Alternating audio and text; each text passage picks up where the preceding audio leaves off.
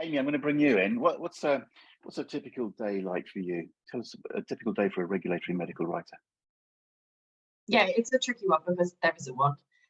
It does vary so much from day to day, and like Paul was saying, that's one of the things I really enjoy about the job, that it's just so different from day to day. But trying to put it broadly, I'd say our work falls into 4 categories, and the main thing is that we don't just write all day. It's obviously a part of the job, but it's not our only job. So the first category is the obvious one. It is writing these regulatory documents for clients, and our clients are the pharmaceutical companies that we work for. But then as well as that, we've also got client communication.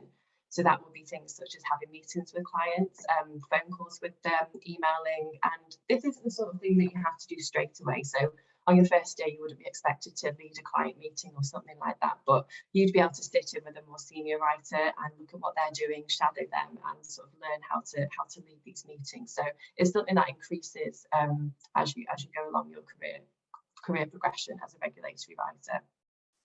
I'd say the next thing is project management. So this varies from client to client. So some clients, we don't really do any project management, we just write the documents for them. But some, we need to do things such as organise the timelines for a project, schedule meetings, that sort of thing.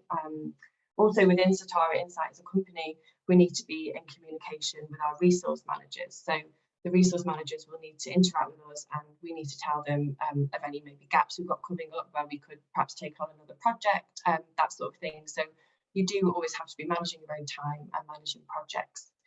And then the final thing is training. So when you first start off, this will make up a lot of your day, but as you progress, it will take up less of your day. But it's important to mention that it doesn't stop. Even the most senior writers will still be having training, whether that's because a regulatory guidance document has been updated. So perhaps the FDA have got new guidance they want to be followed if you submit a new drug application, or it might be just a refresher that you want because you haven't worked on a document for a while.